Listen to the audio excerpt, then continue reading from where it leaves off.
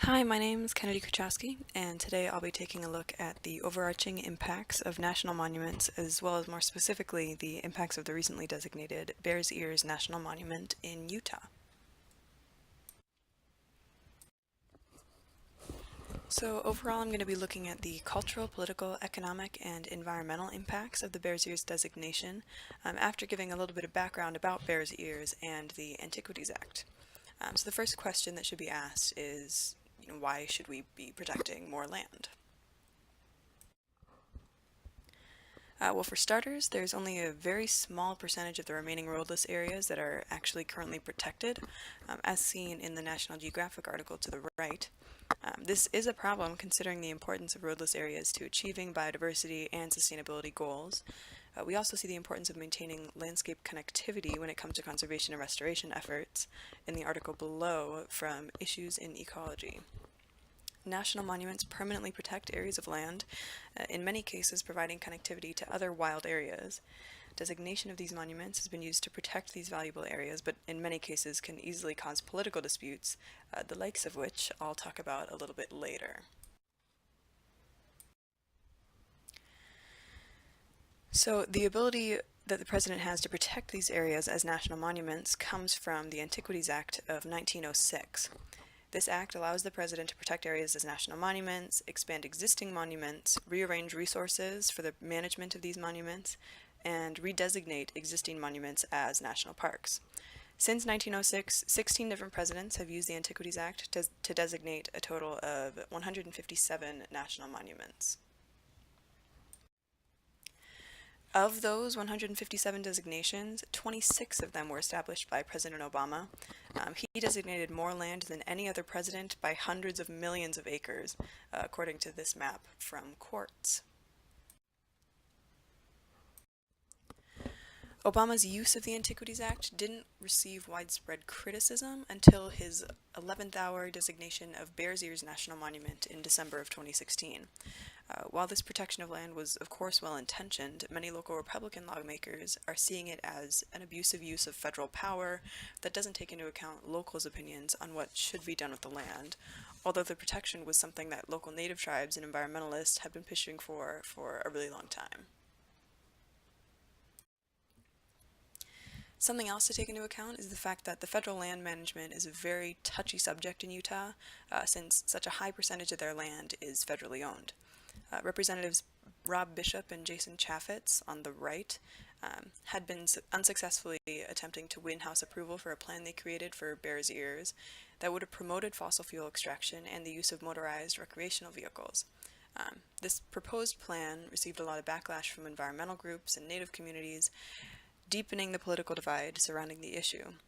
Obama's designation deepened this divide even further and gave Chaffetz and Bishop a sort of ammunition to show their supporters that the federal government is interfering where they don't belong. Moving away slightly from the political impact of the designation, I'm going to shift to talking about other implications. So Bears Ears contains a treasure trove of historical and sacred native sites, including beautifully preserved petroglyphs and upward of 100,000 cultural sites, as pictured to the left. Recently, there have been an increasing number of cases of vandalism and looting of these sites, as you can see with the gun damage to the petroglyph on the bottom right. There have also been increasing cases of grave robbing. The designation of this area as a national monument would increase the amount of staff monitoring these sites, which would prevent these types of disruptions. Moving on to the economic impacts of national monuments, I took this data from Headwaters Economics, a site that compiles nonpartisan economic research that focuses on land development in the western region of the U.S. These three graphics show the economic trends in the counties where three separate national monuments were designated. All three of these are in the same general area as Bears Ears. As you can see, after the national monument designation in each of these areas, there's a continued increase in economic growth. This data kind of disproves the rhetoric that is commonly heard in local mining communities, saying that a national monument designation would leave no room for economic growth and would even cause harmful economic effects. So at the top of this next slide is some more data from Headwaters Economics, showing the increase in jobs over the past 40 years in counties with versus without protected lands, as well as the difference in per capita income. In both cases, the counties with protected lands come out on top by a long shot. Bears Ears is located in San Juan County, Utah, where, as you can see from the census data at the bottom of this slide, a significant percentage of its population is living in poverty. Household incomes are also significantly lower in this area than the national average.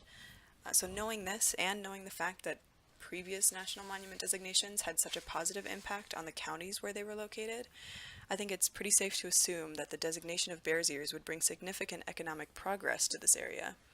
The image on the left is of the downtown area of Blanding, Utah, which is the city closest to Bears Ears, while the image on the right is of Kanab, Utah, which is closest to Grand Staircase Escalante National Monument, which was designated by President Clinton.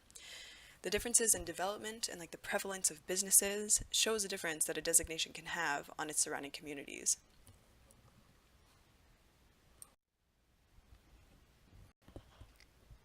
So moving on to the environmental impact of this designation, it's important to acknowledge the fact that Bears Ears had originally intended to include an area of Red Canyon that's currently being mined for uranium.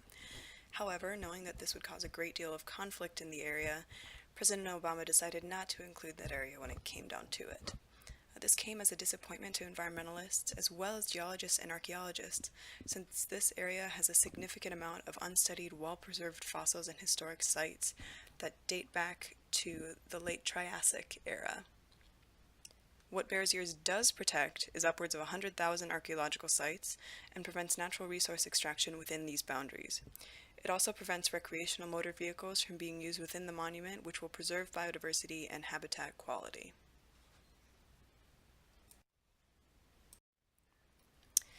Overall, what this study has shown is that the economic, cultural, and environmental impacts of national monuments are all positive, including when looking specifically at the newly designated Bears Ears, but the act of protecting it may have caused a deepening in the political divide surrounding federal land management.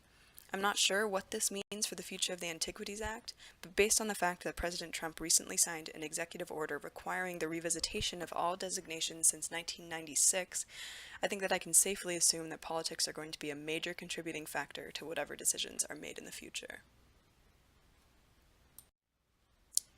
Thank you for listening.